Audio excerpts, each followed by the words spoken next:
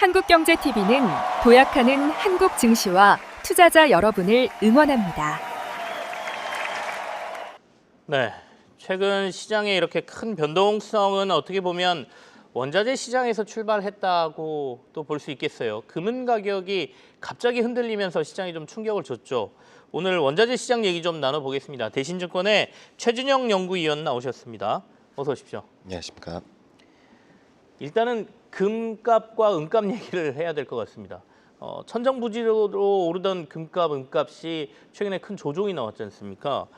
그리고 나서 조금은 진정됐는데 앞으로는 어떻게 될 거라고 보고 계세요? 예, 저희는 일단 저가 매수 기회는 맞따라 계속 보고 있고요. 네. 기본적으로 금 가격하고 은 가격이 조정을 갖다 발생했었을 때 많이들 이제 캐비넛이 탓도 하지만은 네. 사실 근데 캐비넛이도 캐비넛이지만은 두 번째로는 아무래도 부분 셧다운이 들어가면서 TG의 점거가 확충되면서 시중의 유동성이 빨려 들어가 버렸고, 세 번째로는 딱 그 시점 때 하필이면은 CME에서 증거금을 갖다 대폭 인상을 해버렸거든요. 그럼 당연히 하방 변동성이 커질 수밖에 없었던 그림입니다. 그렇기 때문에 결국 가격단에서는 그럼 뭐다? 지금에 있어서 계속 저가 매수 기회라고 볼 수밖에 없었던 거고, 근데 앞으로를 봤었을 때 여기서 우리가 좀 더 비중을 늘려야 되느냐? 물론 저가 매수 기회이기 때문에 조금 더 늘리는 건 맞습니다. 다만 저희는 좀 더 낙관적으로 여전히 바라보지만은 좀 비중을 갖다가 좀 바꿔줘야 된다라 볼 수 있겠고요. 뭐냐면은 귀금속 단에서 저희는 귀금속은 사실 유동성을 선반영하는 자산입니다. 네. 대표적으로 유동성 선반영하는 자산하면은 금하고 은. 왜냐? 결국 페드가 금리를 인하할 것 같으면은 각국 중앙은행들이 정책 금리 인하를 갖다가 고려해서 미리 선제적으로 해치용을 금을 사거든요. 그렇기 때문에 금과 은은 대표적인 유동성을 해치하는 자산이자 대표적으로 유동성을 선행하는 자산이겠죠. 그러니 주식을 갖다 3개월 선행하겠고요. 자, 그러면은 이렇게 봤었을 때 지금 여기서 우리가 유동성이 여기서 뭔가 더 나올 게 있을까를 네. 놓고 본다면 저는 잘 모르겠어요. 이제부터는 조금씩 물론 더 나올 수는 있긴 하겠지만은 그동안의 몇 년 사이의 유동성 팽창과 감안했을 때는 조금씩 속도 조절이 불가피하겠죠. 다만 여기서 중요한 점은 오히려 좀 더 귀금속보다는 다른 애들, 그동안 유동성을 갖다가 아직 제대로 반영 못한 자산들 뭐가 있을까? 비철 금속에 조금 더 초점을 맞춰야 되지 않을까라고 보고 있고요. 최준영 연구원님이 말씀하시는 걸로 보면 금, 은은 유동성을 선반영하는 거고, 그렇다면 우리가 계속해서 금, 은이 가격 상승이 나올 거라고 생각을 하려면 유동성이 글로벌 시장에서 풀린다라는 근거를 찾아야 되는데, 지금 상황으로 봐서는 그게 조금 약해졌다라고 보시는 거예요. 그러니까 미국의 금리 인하 기조라든지 이런 것들이 지금 이제 하반기 돼서야 뭐 한두 번 내릴 거라고 보고 있기 때문에, 그렇기 때문에 결과적으로는 금, 은의 치중에 있던 자산을 앞으로 뭐 안 좋아진다는 건 아니지만 조금은 조정할 필요가 있다, 이렇게 정리하면 될까요? 예, 맞습니다. 일단 기본적으로 우리가 그동안 네. 어쨌든 금리 인하가 8분 능선 넘었다는 거는 사람들이 이제 인지하기 시작했거든요. 그럼 그동안의 금리 인하 속도를 놓고 보면은 이제부터 그 속도가 좀 더 완만해진다라 볼 수 있는데, 그렇게 본다면 좀 더 유동성을 미리 반영하는 귀금속보다는 오히려 좀 더 유동성 단을 갖다가 조금 더 다소 약간 후행하는 비철 금속들로 비중을 갖다가 좀 바꿔줘야 된다라고 볼 수가 있겠고요. 그러면 결국 금, 은의 독주 현상은 시중의 유동성이 많이 풀렸기 때문이다라고 보면 됩니까? 아니면 다른 요인도 좀 있었습니까? 사실 실질적으로는 크게 두 가지라 볼 수 있겠고요. 첫 번째는 어쨌든 유동성입니다. 네. 그 유동성 단에서 어쨌든 각국 중앙은행들은 페드가 금리를 인하하니 해치성을 계속 샀었던 거거든요. 네. 근데 사실 이것도 맞지만은 더불어서 결국 해지를 했다라는 사실이죠. 무엇이다? 특히나 중국을 비롯한 신흥국들은 미국이 과연 미국이라는 나라가 연방 정부가 부채 상환 능력이 있을까에 대한 고민이라던가 이러한 것들 때문에 결국 달러화 자체를 해치했다라 보는 일각에서 주장하는 레이 달러가 얘기하는 탈달러 현상도 그 한몫을 했다라 볼 수 있겠고, 두 번째로는 뭐다? 결국에는 개인 투자자들이야. 개인 투자자들 입장에서는 사실 탈달러라게 보긴 어려워요. 왜냐? 그냥 모든 나라 법정화폐를 다 해치하고 있었다라 보거든요. 어떻다? 예를 들어서 중국 개인들이 어째서 2023년부터 지금까지 금만 사느냐, 네. 부동산을 안 사고, 일본인들도 2019년부터 어째서 계속 금을 갖다가 비축을 계속 늘려가느냐, 이런 걸 놓고 본다면은 모든 나라의 즉 개인 투자자들은 중앙은행들처럼 탈달러가 아니라 그냥 모든 나라의 법정화폐에 대해서 왜 유동성의 팽창 속도가 금리 인하하면서 그 팽창 속도가 너무 빨라지고 있기 때문에 네. 결과적으로 이 같은 해지 수요가 가장 유효했다고 볼 수 있겠고요. 그럼 앞서 이제 유동성이 미국에서 이렇게 풀리면 금리를 인하하는 정책으로 계속 가면 다른 타국의 중앙은행들이 금을 매수할 수밖에 없다라고 말씀 주셨잖아요. 어느 정도로 최근에 각국 중앙은행들이 금 매수를 했던 건가요? 그 매수 규모로 보면 사실 거의 그 속도로 보면 거의 2, 3년 동안 계속 매입을 했거든요. 네. 정확하게는 2022년 말부터 시작해가지고 결과적으로 금리가 이제부터는 인하해야 되는 걸 준비해야 되는 거 아니냐 그런 논리가 나왔었던 22년 말부터 23년도 초부터 시작해가지고 지금까지 계속 매입하는데 요 최근 들어서는 매입 속도가 약간 둔화되긴 했습니다. 아무래도 네. 좀 가격 자체가 너무 부담스러웠던 것도 있긴 했었겠고 다만 그럼에도 불구하고 여전히 매입은 할 거라고 보고 있고요. 그 규모 자체는 결국 역대급이라 볼 수 있겠죠. 근데 이제 그 속도 자체가 이제는 조금은 완만해졌다라 볼 수 있겠고요. 그러면 지금 금을 투자하고 계신 분들이거나 이번에 변동성이 좀 커졌을 때 가격이 좀 떨어졌으니까 금 좀 사봐야지 또는 은투자를 해야지라고 하시는 분들은 지금 어떻게 해야 되는 상황입니까? 올해 뭐 긍정적인 시각은 유지한다고 하셨지만 시선을 좀 옆으로 돌리자라고 말씀하셨잖아요. 네, 맞습니다. 저는 귀금속을 갖다가 지금 뭐 사실 나쁘다는 게 아니니까요. 네네. 여전히 페드는 금리를 인하를 할 겁니다. 특히나 케빈 허쉬 같은 경우에는 금리 인하를 여전히 추구하는 사람이고 QT 역시도 대차 대출을 줄이는 것도 사실상 어떻게 하냐면은 자꾸 재무부와 정책 공조를 얘기를 하고 있거든요. 그러면은 장기물 금리는 통제를 하면서 한다면은 불스티프닝이 되기 때문에 금단에서나 은단에서는 여전히 낙관적인 시장이겠죠. 다만 저희는 조금 더 알파를 추구한다면은 이제 계속 귀금속으로 가져가야 되느냐. 그것보다 저는 오히려 비철. 왜냐? 원자재의 과거의 상승의 패턴 시그널 사이클을 보면은 유동성이 제일 먼저 나타났었을 땐 누구부터 날아간다? 귀금속이에요. 이거는 네. 통상 그래 왔었고 그 다음은 누구다? 시차를 두고 나중에 누구다? 비철금속이에요. 비철금속인데 그 다음은 누구다? 에너지, 유가라던가 가스. 마지막에는 종국에는 곡물이고 이때가 스태그플레이션이자 이때가 경기 침체 직전이거든요. 자, 그럼 우린 어디에 위치해 있다? 이제 귀금속에서 비철로 넘어가는 단계라면은 우리는 조금 더 좀 알파를 추구한다면 귀금속 계속 가져가는 것도 나쁘진 않겠지만 네. 좀 더 알파 추구 차원에서는 비철을 좀 더 담아가는 게 낫지 않겠는가라고 볼 수 있겠고요. 과거의 패턴상 지금 밑에 저희가 자막을 띄워드렸는데 귀금속 시장이 뜨거워지고 나면 그다음 비철금속으로 넘어가고 그리고 나서가 에너지 그다음에 곡물 시장으로 보통 이렇게 원자재 시장의 사이클이 이렇다라는 말씀이고 지금의 단계는 귀금속에서 비철로 좀 넘어가는 단계다 이런 말씀이시네요.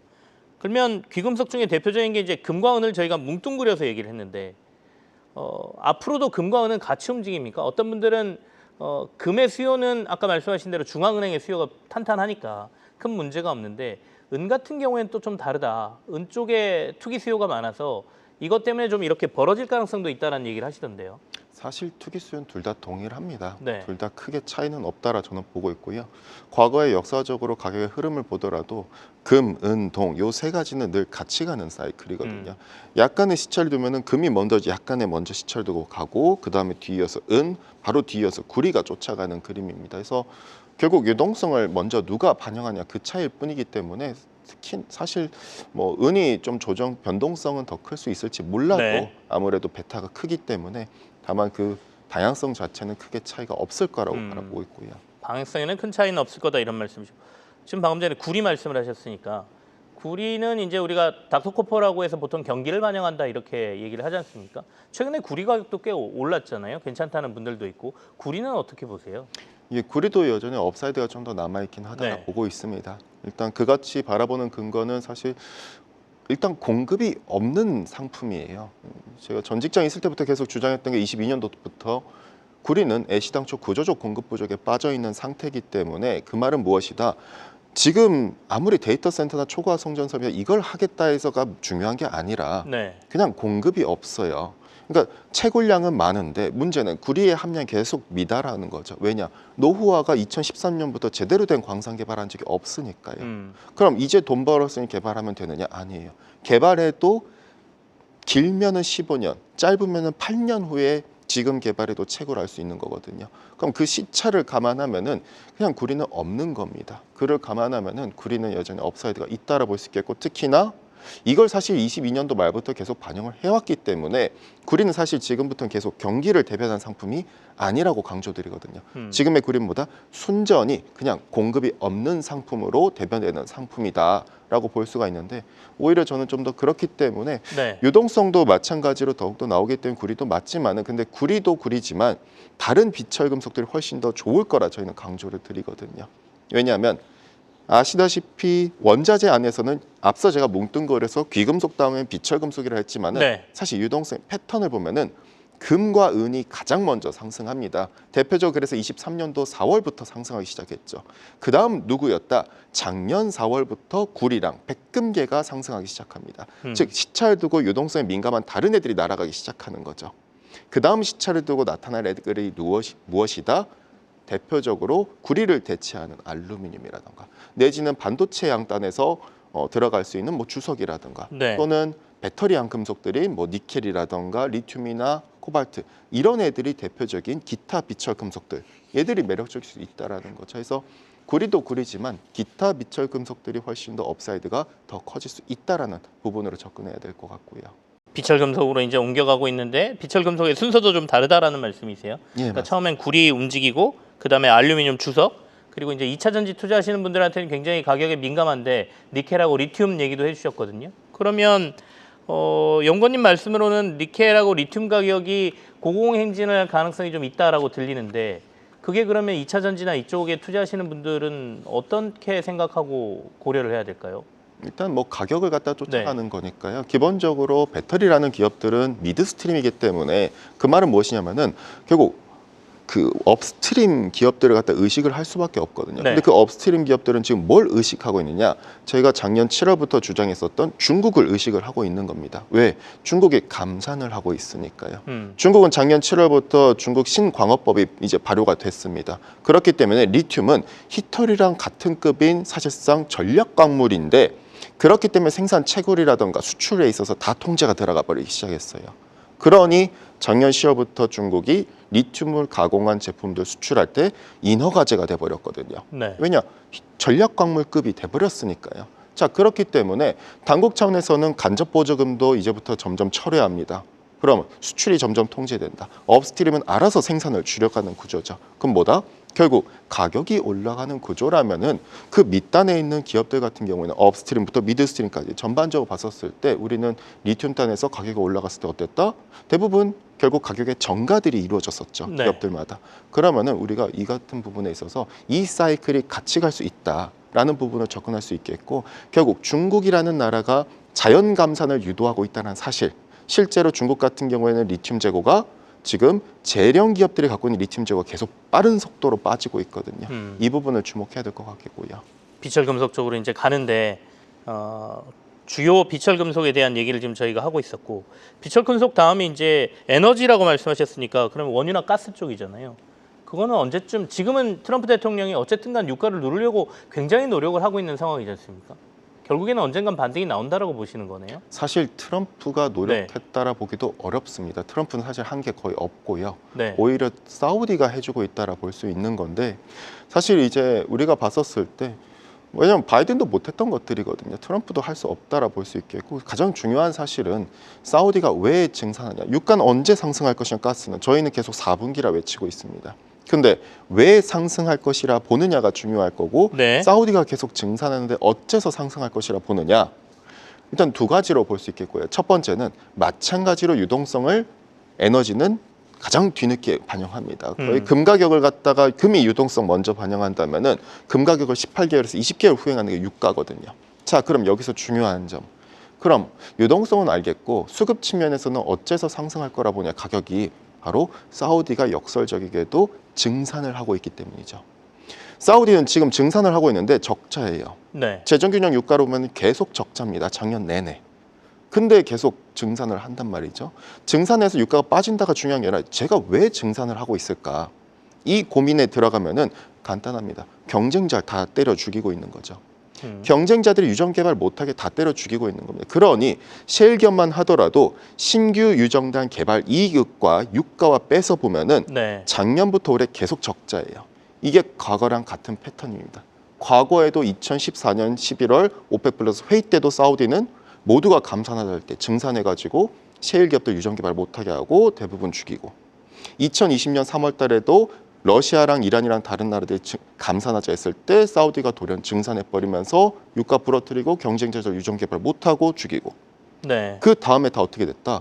신규 공급이 없어가지고 16년도와 2021년도 전반적으로 유가가 회복이 빨랐거든요.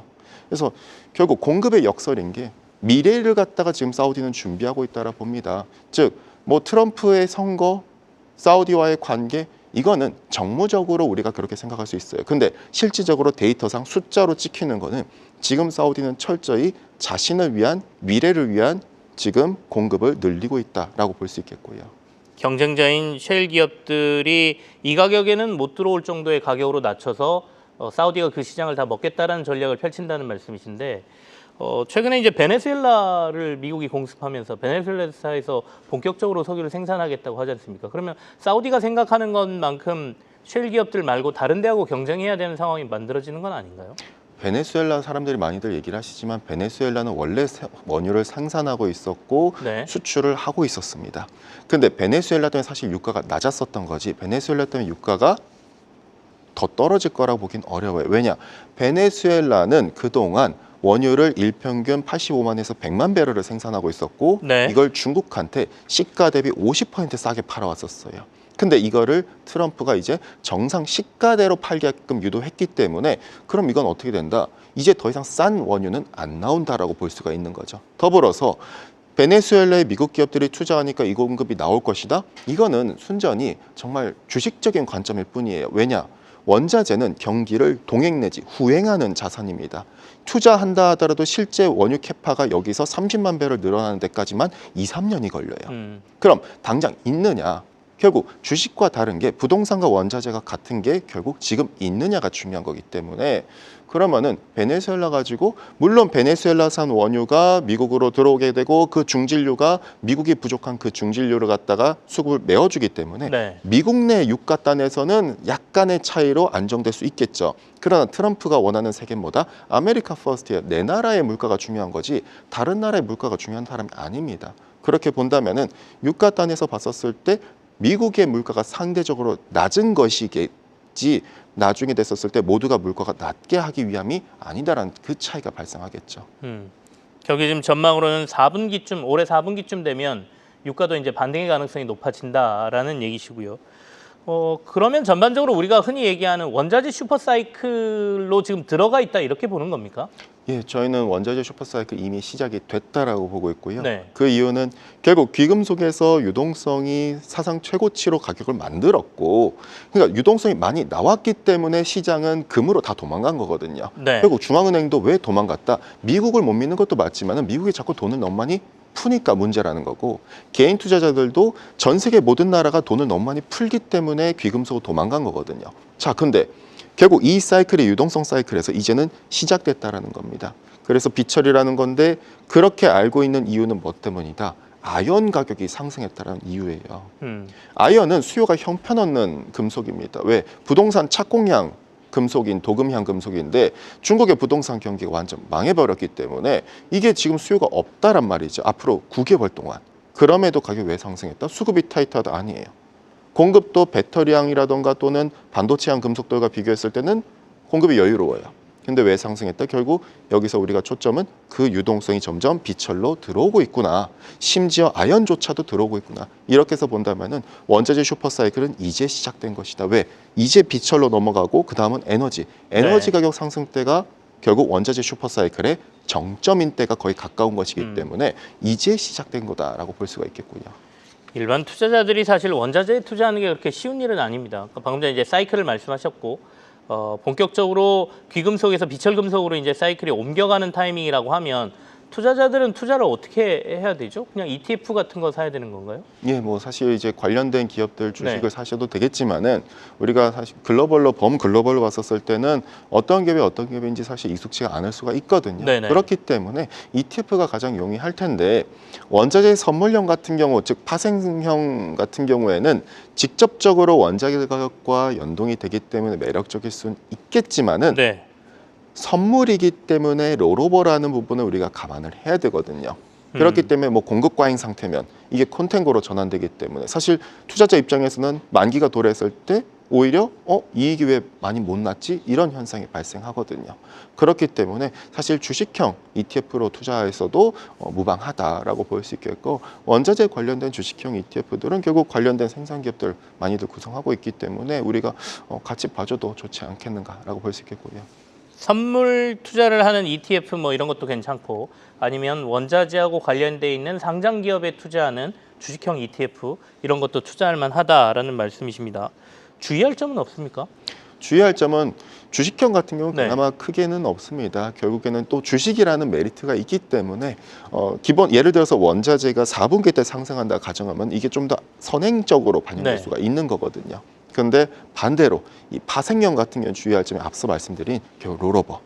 결국에는 원자재 수급이 당장은 타이트할 때는 백오데이션이어서 우리가 매월마다 만기 때마다 나쁘진 않겠지만 성과가 네. 다만 이게 콘텐고 상황으로 급격하게 전환됐을 때는 만기 때 오히려 이익이 추적 오차가 발생할 수 있기 때문에 이 같은 부분이 우리가 좀 염두에 둬야 되는, 그렇기 때문에 오히려 파생형보다는 주식형이 일반 투자자분들께는 훨씬 더 용이하지 않을까라고 볼 수가 있겠고요.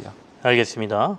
금, 은으로 시작해서 전반적인 원자재 시장 얘기를 했고요. 이제 본격적으로 원자재 슈퍼사이클이 시작됐다. 그게 어떻게 넘어가는지 과정을 좀 말씀하셨으니까 참고해 보십시오. 대신증권의 최진영 연구위원과 함께 얘기 나눴습니다. 고맙습니다. 감사합니다.